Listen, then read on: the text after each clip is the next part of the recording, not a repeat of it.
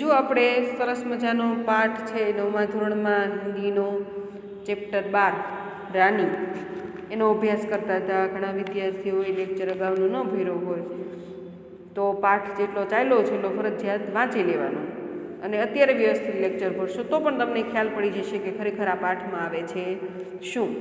તો આપણો પાઠ જે છે 12મો રાની, એ પાઠની અંદર ખરેખર એક ઘોડીની વાત છે અને એનું નામ હોય છે તાજ રાની. ઘોડી છે સફેદ કલરની, સરસ મજાની ચમકતા રંગવાળી હોય છે, અને દ્રષ્ટિ પડતા જ એ ઘોડી પર દ્રષ્ટિ પડતા જ ખરેખર આપણે એકીટસે એને જોતા જ રહીએ. ચોકલેટી રંગની ઝૂલતી કેશવાળીવાળી છે, પારદર્શક આંખો છે, ઉજળા દાંત છે, લાલ કલરની જીભ છે, અને મોરપીંછ જેવી, મોરપીંછના પીછા હોય એવી એની પૂંછ છે, અને સુગઠિત શરીર છે એનું, બધું જ આકર્ષક છે એવી રાનીની વાત છે આપણે કરી હતી. અને ત્યાર પછી આપણે એ પણ જોયું હતું કે મહાદેવી વર્મા અને એના બીજા ભાઈ બહેનને બધા હોય છે એ કેવી રીતના ઘોડી ઉપર બેસવાનો એ રોજે રોજનો ક્રમ હોય છે કે અસ્તબલમાં જાય રોજે રોજ, અને કઈ રીતના એ ઘોડી સાથે એ રમતા હોય છે એ આપણે જોયું હતું. હવે ત્યાર પછી આપણે જોતા હતા કે ખરેખર રાની છે એની સાથે શું બને છે કે જેના લીધે ખરેખર એ મહાદેવી વર્માને એના ઉપરથી પાડી દે છે. જ્યારે અસ્તબલની અંદર મહાદેવી વર્મા અને એનો ભાઈ ને બધા હોય છે ત્યારે ખરેખર જ્યારે મહાદેવી વર્મા છે એના ઉપર બેસે છે ઘોડી ઉપર, તેનો ભાઈ ખાલી સોટી થોડીક અડાડે છે, છતાં પણ એ ઘોડી જાણે કે નદી ને નાળા ને સરોવર ને બધું એને આંબી લેવું હોય, સમુદ્ર ને બધું એમે દોડવા લાગે છે. અને અચાનક મહાદેવી વર્મા છે તે પણ એની ઘોડી ઉપરનો કાબુ છે પોતે ગુમાવી બેસે છે, અને પછી એ પડી જાય છે. ત્યારે ખરેખર એ રાની ઘોડી છે એ પોતાની વાસ્તવિક પરિસ્થિતિ જાણ થાય છે એને કે આ બધા બાળકો મારું કેટલું ધ્યાન રાખે છે, પેલાની પરિસ્થિતિ છે બધું ભૂતકાળ બની ગયો છે. તો કહેવા એટલું જ માગે છે કે મૂંગા પ્રાણીઓ હોય કે પશુઓ હોય, ભલે તે બોલી શકતા નથી પરંતુ સમજી બધું શકે છે, એનામાં લાગણી હોય છે, જીભ હોતી નથી, એટલે કે બોલીને વ્યક્ત નથી કરી શકતા પરંતુ એનામાં લાગણી હોય છે. ત્યાર પછીની વાત છે આપણે પાઠની અંદર ભણવાની બાકી હતી તે શરૂ કરીએ. આપણે પેજ નંબર 50માં છેલ્લો પેરેગ્રાફ છે એ જોઈ રહ્યા હતા કે સાથીઓ કી ચીખ પુકાર સે સબ દોડે और જોઈએ આપણે કે कुछ दूर मैंने अपने आप को उस उड़न खटोले पर संभाला. મહાદેવી વર્મા કહે છે થોડાક સમય સુધી તો મેં ઉડન ખટોલે જાણે કે ઉડતા ચકડોળ છે ફાસ એકદમ ચાલતું હોય ને એની ઉપર આપણે બેઠા હોય ને થોડીક વાર માટે તો મેં સંભાળ્યું, પણ પછી મારા એ બસમાં હતું નહીં. પરંતુ ગિરનાર તો નિશ્ચિત થાય, કારણ કે પડવું તો નિશ્ચિત જ હતું, હજી તો શીખવાની શરૂઆત જ કરી હતી અને ત્યાં આવું બધું બનાવ બન્યો એટલે પડવાનું તો નિશ્ચિત હતું. પણ થોડીક વાર મેં સંભાળ્યું સાહસ કરીને, પરંતુ પાછું પડાઈ ગયું કે મેરે ગિરતે હી રાની માનો અતીત સે વર્તમાન મેં લોટ આવી. મારા પડતા જ હમણાં વાત કરી તેમ કે અતીતમાંથી વર્તમાનમાં પાછી આવી ગઈ. इस प्रकार निश्चल खड़ी रह गई जैसे पश्चाताप की प्रस्तर प्रतिमा हो. જાણે કે મૂર્તિ હોય પથ્થરની અને પશ્ચાતાપ એનામાં હોય કે મેં આ કર્યું તે ખરેખર ખોટું કર્યું છે. साथियों की चीख पुकार से सब दौड़े और फिर बहुत दिनों तक मुझे बिछाने पर पड़ा रहना पड़ा. કે મારા બીજા સાથીઓ હતા બધા એ બધાએ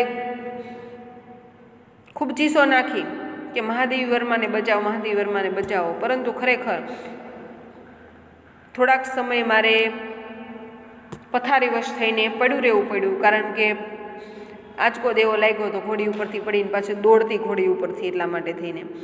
ત્યાર પછી કહે છે કે સ્वस्थ होकर रानी के पास जाने पर वह ऐसी करुण पश्चाताप भरी दृष्टि से मुझे देखकर हिनहिनाने लगी कि मेरे आंसू आ गए. કે જ્યારે હું સ્વસ્થ થઈ એકદમ સાજી થઈ ગઈ ત્યારે ફરીવાર પાછી હું જ્યારે રાની પાસે ગઈ ત્યારે રાનીની આંખો જે હતી એ જોઈને એવો મને અનુભવ થઈ ગયો કે એને પશ્ચાતાપ થઈ રહ્યો છે કે ખરેખર મેં આ છોકરીને હેરાન કરી, ખોટું કર્યું. અને મને જોઈ અને ખરેખર એના અવાજમાં એ એવું કંઈક કહેવા લાગી કે ખરેખર એવું લાગે કે નહીં આને પશ્ચાતાપ છે. અને પોતાની ભૂલ સ્વીકારે છે. અને એ જોઈને મને પણ આંસુ આવી ગયા.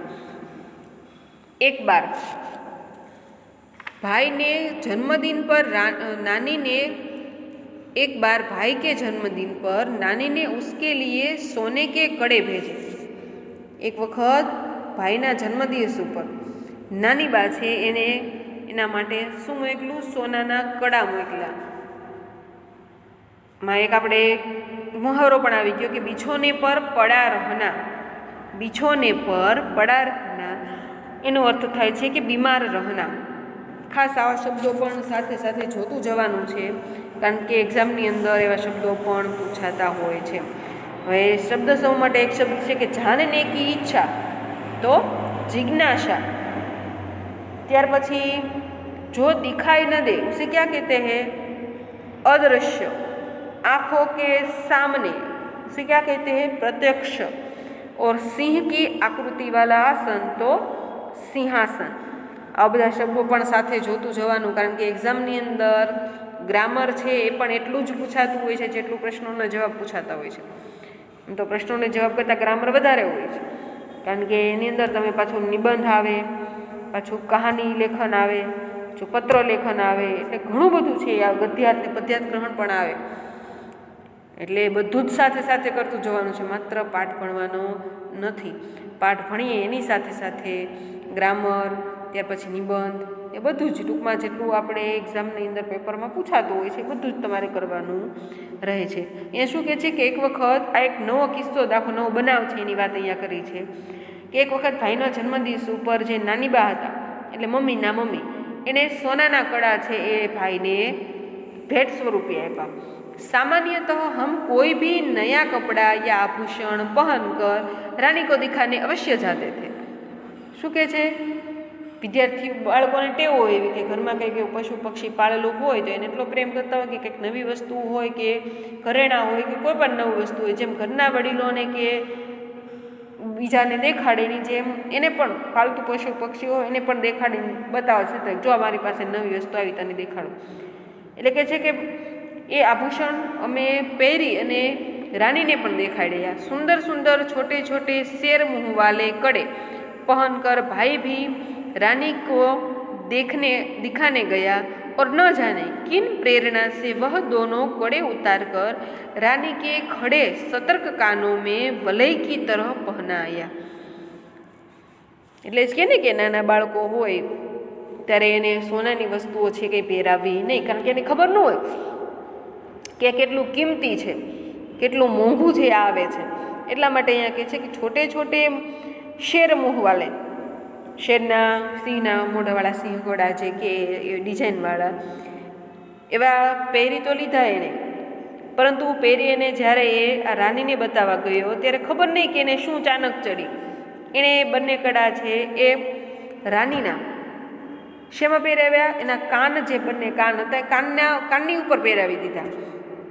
કેવા લાગે છે જોવા માટે થઈને. પછી એ ભૂલી ગયો. फिर हम सब खेल में कड़ों की बात भूल गए.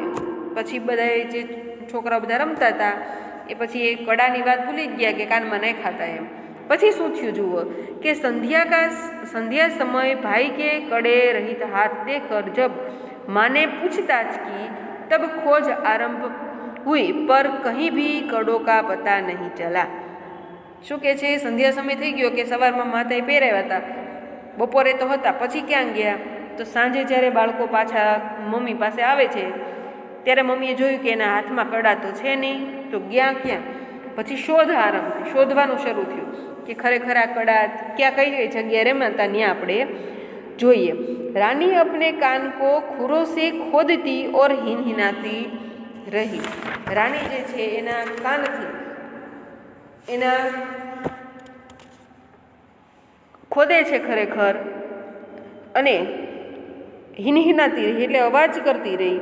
ત્યાર પછી જુઓ अंत में बाबूजी का ध्यान उसकी ओर गया और उन्होंने मिट्टी हटेने का आदेश दिया. અને છેલ્લે બાબુજીનું ધ્યાન એના પર ગયું કે આ રાની છે કંઈક કહેવા માગતી લાગે છે, એટલે એણે રાનીએ જ્યાં ઈશારો કર્યો હતો ત્યાં બાબુજીએ માટી હટાવવાનો આદેશ આપ્યો. કિસીને કુછ ગહરા गुड्ढा खोदकर दोनों कड़े गाड़ दिए थे। कि कोई के ऊंडो खाडो करीने बे कड़ा छे दाटी दीधा था। दंड तो किसी को नहीं मिला, परंतु रानी सारे घर के हृदय में स्थान पा गई। कारण के खबर नहोती कोने दाट्या, एम रमता रमता के दाटी दीधो, कारण के बधाने खबर तो न होय के आ कड़ानी किंमत केटली बधी होय एम, એટલા માટે થઈને કે છે। પરંતુ આ દંડ તો કોઈને ન મળ્યો, કારણ કે વાંક કોઈનો હતો નહીં, પરંતુ એ સમયથી રાની છે એ આખા ઘરના હૃદય સિંહાસન ઉપર આસિત થઈ ગઈ। કારણ કે ભલે બોલતી નહોતી, પણ એને ખ્યાલ હતો કે આ વસ્તુ છે અહીંયા છે। ત્યાર પછી એક ઘટના अपनी विचित्रता में स्मरणीय है। एक सबेरे, કારણ કે આ જે બધી વિચિત્ર ઘટનાઓ બની હતી એમાંની હજી એક ઘટના પણ એવી છે કે જે આની અંદર સામેલ છે, એટલે એ વાત પણ આ દીવરમાં છે કે હું કરી દઉં। एक सबेरे उठने पर हमने रानी के पास एक छोटे से घोड़े के बच्चे को देखा। શું કહે છે, એક દિવસ એવું બન્યું કે એક સવારે અમે ઉઠીને ગયા તો રાનીની બાજુમાં એક નાનું કમથું ઘોડાનું જે ઘોડીનું બચ્ચું હોય એ હતું। તો સામાન્ય રીતે બાળકોને પ્રશ્ન થાય કે આવ્યું ક્યાંથી, યહ કહાં થા, એવો પ્રશ્ન એને પૂછ્યો। કહ कर कर हमने रामा को इतना थका दिया कि उसने निरुपाय घोषणा की कि वह नया जीव रानी के पेट में दाना चारा खाकर सो रहा था। भाई ने उत्साह से पूछा, और भी है? और रामा ने स्वीकृति में सिर हिलाया। ત્યાર પછી अब तो हम विस्मित भी हुए और क्रोधित भी। ये छोटे विस्मितનો અર્થ થાય છે ચકિત થઈ ગયા કે આવા નાના નાના જીવ તો રાનીની પેટમાં ઘણા બધા હશે ને। अब तो हम विस्मित भी हुए और क्रोधित भी। શા માટે? કારણ કે ये छोटे जीव कोई काम धाम नहीं करते और हमको पीठ पर बैठा कर दौड़ने वाली रानी का दाना चारा स्वयं खाकर उसके पेट में लेटे रहते हैं। કે રાનીને હેરાન કરે છે, પોતે તો કાંઈ ખાઈ નથી શકતા, રાની ખાય એમાંથી પોષણ મેળવી લે છે અને કાંઈ કામધામ તો કરતા નથી, એટલે એના ઉપર થોડા ગુસ્સે પણ થતા હતા। પરંતુ ત્યાર પછી જુઓ છેલ્લો પેરેગ્રાફ છે આપેલો છે કે ભાઈને કહા, रानी का पेट चीर कर हम कम से कम एक और बच्चा घोड़ा निकाल ले। બાળકોની જિજ્ઞાસા શક્તિ વધારે હોય, સમજણ શક્તિ ઓછી હોય, એટલે કે છે કે ભાઈને કહા કે हम रानी का पेट चीर कर अभी एक और दूसरा घोड़ा भी निकाल लेते हैं, तब बच्चे घोड़ों पर वे छोटे बहन भाई बैठेंगे और रानी मेरी सेवा में रहेंगी। શું ભાઈ કીધું કે હજી 2-3 આવા ઘોડાના બચ્ચા રાણીના પેટમાંથી કાઢીએ તો બધા માટે એક એક થઈ જાય, બધા નાના નાના ઘોડા હોય એટલે એની માથે બધા બેસી શકે અને રાની એ છે માત્ર મારી સેવામાં જ રહે। प्रस्ताव मुझे भी उचित जान पड़ा। ये रजूआत थी मने पण उचित लगी। एटले जब एक दोपहर को वह कहीं से शाक काटने का चाकू ले आया। एक बपोरे शुं कर्युं कि शाक सुधारवानुं जे छरी हो ए लईने आव्यो। मेरे साहस ने जवाब दे दिया। ए लईने आव्यो त्यारे मारो साहस छे। आम तो साहस जवाब देना यानी किसी चीज़ का नष्ट या निष्क्रिय हो जाना। તે સમયે ખરેખર પહેલાં તો હું વિચાર સમર્થન પણ આપી દીધું કે આવું કરી શકાય, પરંતુ જ્યારે છરી લઈને આવ્યો પછી મને એમ થયું કે નહીં, પાછી પાની કરી લીધી કે આવું કરી શકાય નહીં। એક બીજી પણ સમસ્યા હતી। કઈ સમસ્યા? એની ઉપર ધ્યાન ગયું કે વિચાર કરીએ તો ઘણા બધા વિચાર આવે, કંઈક નવું કરવાનું હોય ત્યારે, કે આખિર હમ રાની કા પેટ સિયેંગે કેસે? એ છરીથી કાપી તો નાખશે, પરંતુ પાછું સીવવું તો પડશે ને, તો શેનાથી સીવશું? माँ की महीन सी सुई से तो सीना संभव नहीं था। कि सोय दोरानी सुई महीनानी निम्न जे नानी सरखी होय ते, એટલે કે છે કે મમ્મી પાસે નાની સોય છે પણ એનાથી તો આ સીવવું શક્ય છે નહીં। ત્યાર પછી કે છે टाट सीने का बड़ा सूझा रामा अपनी कोठरी में रखता था जहाँ हमारी पहुँच नहीं थी। કે મોટી સોય છે એ ત્યાં રાખતો હતો પણ ખરેખર એના સુધી પહોંચવું એ અમારા માટે શક્ય હતું नहीं। कुछ दिनों के उपरांत जब रानी का अश्व शिशु कुछ बड़ा होकर दौड़ने लगा तब हमें न अपना क्रोध स्मरण रहा और न प्रस्ताव। થોડાક સમય પછી આવું બધું વિચાર કરતા હતા, પરંતુ એટલા સમયની અંદર રાનીનું જે નાનું આ ઘોડી હતી એ થોડીક મોટી થઈ ગઈ અને દોડવા કૂદવા લાગી. તો અમે પણ એની સાથે રમવા અને કૂદવામાં એટલા મશગુલ થઈ ગયા કે અમારો જે ગુસ્સો હતો એ પણ શાંત થઈ ગયો અને અમારી જે રજૂઆત હતી કે ખરેખર ના પેટમાંથી આવી રીતના બીજા ઘોડા પણ કાઢી શકાય એ બધું ભૂલાઈ ગયું અને અમે એની સાથે રમવા મળ્યા. છેવટે છે તો બાળકો જ. એટલે આ રીતે આપણો પાઠ છે આપણે અહીંયા પૂર્ણ કરીએ છીએ. અને પાઠ પછી જો તમને સ્વાધ્યાયમાં પ્રશ્નોને બધું આપેલું છે ને સ્વાધ્યાય પોથી ખાસ પૂરવાની રાખજો, કારણ કે ગ્રામર છે એ બધું જ સ્વાધ્યાય પોથીમાં તમને પૂછેલું છે. હવે જો ગ્રામરની અંદર તમને પર્યાયવાચી શબ્દો છે આપેલા હોય કે જિજ્ઞાસા શબ્દ છે તો એનો સમાનાર્થી શબ્દ શું થાય? ઉત્સુકતા. આતંકિત, આતંકિત એટલે ભયભીત. રોષ, એનો સમાનાર્થી શબ્દ શું થાય? ક્રોધ. પ્રશ્ન હોય કે અરાજકતા, અરાજકતાનો સમાનાર્થી શબ્દ થાય છે અવ્યવસ્થા. આરૂઢ, આરૂઢ શબ્દનો સમાનાર્થી શબ્દ થાય સવાર. આવી રીતના દુલકી શબ્દ છે એનો અર્થ થાય છે ધીમી. અને વિરોધાર્થી શબ્દો પણ તમને ખ્યાલ છે, કારણ કે એક્ઝામની અંદર તમને વિરોધીની સમાનાર્થી શબ્દો હોય તો 3 આપેલા હોય અને ઓપ્શનમાંથી 1 લખવાનું હોય છે. એટલે ખાસ આ બધું ધ્યાન રાખજો. ત્યાર પછી વિશેષણ, ખાસ વિશેષણ છે તમને પૂછાતા હોય છે. વિશેષણ અને ભાવવાચક સંજ્ઞા. ભાવવાચક સંજ્ઞા આપણે કોને કહીએ છીએ? ભાવ દર્શાવનાર જે શબ્દ હોય એને ભાવવાચક સંજ્ઞા કહીએ છીએ. તો પ્રશ્ન છે કે અંત में उसने हमारी मित्रता प्राप्त ही कर ली. अंत में उसने हमारी मित्रता प्राप्त ही कर ली. હવે આની અંદર ખરેખર ભાવવાચક સંજ્ઞા તમે કોને કહેશો? કયા શબ્દને કહેશો? કે હમ અંત में उसने हमारी मित्रता प्राप्त ही कर ली. તો ભાવ છે, મિત્રતાનો ભાવ છે આની અંદર. શબ્દ તમને ઓળખાય જ જાય ભાવવાચક સંજ્ઞા. તો મિત્રતા શબ્દ છે એ ભાવવાચક સંજ્ઞા છે. બીજું ઉદાહરણ છે કે હમ ઉસે और अधिक आराम देने के उपाय सोचने लगे. ફરી વાર સાંભળો. हम उसे और अधिक आराम देने के उपाय सोचने लगे. આની અંદર તમે ભાવવાચક સંજ્ઞા કોને કહેશો? આરામ શબ્દ છે, આરામનો ભાવ છે, એટલા માટે થઈને એને શું કહેવાય? આરામ. એ ભાવવાચક સંજ્ઞા કહેવાય. ત્યાર પછી વિશેષણ પર તમને એક્ઝામમાં પૂછાતા હોય છે. પ્રશ્ન 1 છે કે वे उस छोटे घोड़े से आतंकित हुए. वे उस छोटे घोड़े से आतंकित हुए. તો જે મૂળ શબ્દ હોય એની જે વિશેષતા દર્શાવનાર શબ્દ હોય એને આપણે શું કહીએ છીએ? વિશેષણ. તો અહીંયા શું છે? ઘોડો છે પણ નાનો ઘોડો છે પણ કેવો છે? તો આતંકિત છે.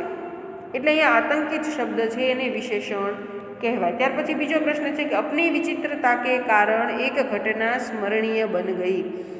अपनी विचित्रता के कारण एक घटना स्मरणीय बन गई. એની અંદર તમે જુઓ કે શું આવશે? ઘટના તો છે પણ કેવી ઘટના છે? ભૂલાઈ જાય તેવી નથી. કેવી છે? સ્મરણીય, યાદ રખાય એવી ઘટના છે. એટલા માટે થઈને અહીંયા એ વિશેષણ કહેવાય. એના માટે થઈને સ્મરણીય શબ્દ છે એને વિશેષણ કહીએ છીએ આપણે.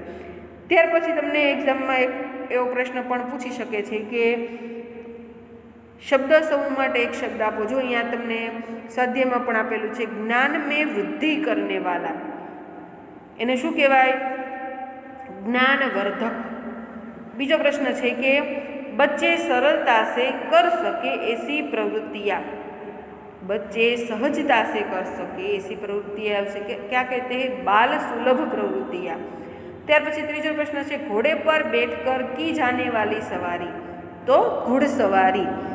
એટલે આવી બધી વસ્તુ ખાસ યાદ રાખજો. વિરુદ્ધાર્થી શબ્દો છે અપરાધી તો નિરપરાધી, પ્રસન્ન તો અપ્રસન્ન, દંડ, દંડ શબ્દ છે એનો વિરોધાર્થી શબ્દ તમારે લખવાનો છે દંડ શબ્દનો. શું લખશો એની અંદર? દંડ તો પુરસ્કાર. વિરોધી શબ્દો ખાસ યાદ રાખજો. ત્યાર પછી ચોથું છે નંગી પીઠ. એનો વિરોધી શબ્દ શું થાય? જીનયુક્ત પીઠ. જીનયુક્ત પીઠ. એટલે આ બધું શબ્દો ખાસ યાદ રાખવાના. એક વાક્યમાં પ્રશ્નના જવાબ, 3-4 વાક્યમાં, 2-3 વાક્યમાં, બધું જ તમારી સ્વાધ્યાયપોથીમાં જે આ પાઠનું જેટલું લખાણ હોય એ બધું જ વ્યવસ્થિત તમારે તમારી પાઠ્યપુસ્તકની અંદર જોઈ સમજી પાઠ વાંચી અને પછી તમારે તમારું ગ્રામર હોય કે પછી સ્વાધ્યાયના પ્રશ્નો હોય એ બધું સ્વાધ્યાયપોથીમાં વ્યવસ્થિત સારા અક્ષરે લખી નાખવાનું છે. મુહાવરા પણ પૂછાતા હોય છે. અને સ્ત્રીલિંગ પુલ્લિંગ નપુંસકલિંગ એ તો તમને આવડે જ છે. ત્યાર પછી વિશેષણનો એક પ્રશ્ન હજી એક જોઈ લઈએ કે સ્वस्थ શરીર में हमारी आत्मा प्रसन्न रहती है. સ્वस्थ શરીર में हमारी आत्मा प्रसन्न रहती है એવો પ્રશ્ન પૂછાય તમને, તો એની અંદર શું તમે લખી શકો? શરીર છે પણ શરીર માટે વિશેષણ શું વાપર્યું છે? તો કે સ્વસ્થ. તો સ્વસ્થ શબ્દ છે એને આપણે વિશેષણ તરીકે ઓળખીએ છીએ, એટલે ખાસ યાદ રાખવાનું.